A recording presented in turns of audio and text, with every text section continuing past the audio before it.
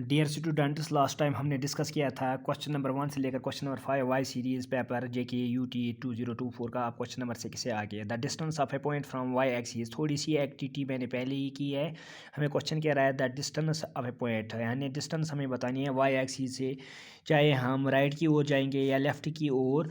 तो ऐसी डिस्टेंस को क्या कहते हैं? ऐसी डिस्टेंस को एब्सिसा हम कहते हैं। यानी ऑप्शन नंबर सी इसका राइट है, और इसका दूसरा नाम एब्सिसा का एक्स कोऑर्डिनेट भी कहते हैं हम।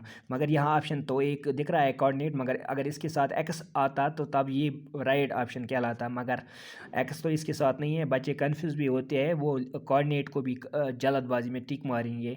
तो लिहाजा याद रखना, अगर एक्स आया होता तो राइट बनता, मगर यहाँ एब्सिसा इसका राइट ऑप्शन है, या हम एक्स कोऑर्डिनेट इसका दूसरा नाम लेते हैं। अब एलसीएम ऑफ 6 and 20 मैंने पहली एडवांस में एक्टिविटी थोड़ी बहुत की है, तो एलसीएम ऑफ यहाँ स्क्रीन शॉट भी ले सकते हैं और देखेंगे कि एलसीएम जो इसका रहता है वो 60 रहता है। LCM of 6 and 20 is 60। Option B इसका राइट ऑप्शन रहेगा।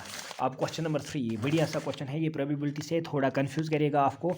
याद रखिए क्वेश्चन इस तरीके से है, the probability of a leap year selected at random contains 53 Sundays. Leap year हम जानते हैं, लीप ईयर जो होता है इसमें 366 डेज होते हैं, और 366 को जब हम डिवाइड करेंगे 7 से, तो ये यहाँ पर हमें डिवाइड करने के बाद मिलेगा 52 और प्लस 52, यानी ऐसे आपको देखने को मिलेगा। 7 को जब 52 के साथ मल्टीप्लाई करेंगे तो वो 364 कहलाएगा। 7 इंटू 52, 7 2 14, 7 5 35, 35 और 1 36, और 2 यहाँ बचेंगे।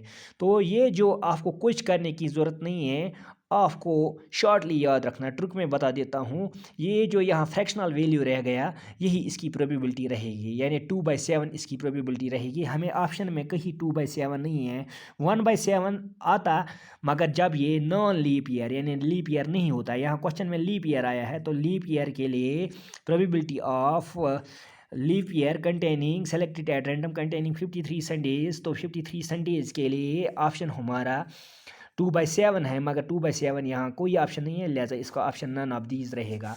अब क्वेश्चन 9 जो है ये सरफेस एरिया एंड वॉल्यूम से लिया गया है। एक पेंसिल जब हम बाज़ार से लाते हैं, तो इसको लाने के बाद जब हम इसको शार्प करते हैं, शार्प करने के बाद इसकी कम्बिनेशन हमें इस तरीके से मिलती है।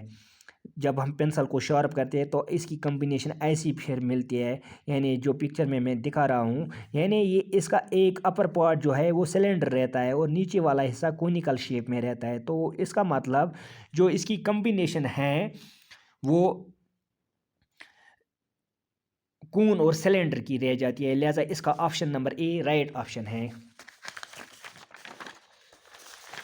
अब इसके बाद question number 10, discriminant of quadratic equation. Discriminant of quadratic equation, quadratic equation ऐसी है, X square plus 5x plus 5 is equal to 0। इस जो डिस्क्रिमिनेंट है वो क्या रहेगा? डिस्क्रिमिनेंट होता है b² - 4ac, b का वैल्यू 5, 5 का स्क्वायर माइनस 4, a का वैल्यू 1, c का वैल्यू 5। तो जब इसको सॉल्व करेंगे तो 25 में 20 काटेंगे तो 5 रहेगा, यानी इसका डिस्क्रिमिनेंट जो है 5 रहेगा। Prime factorise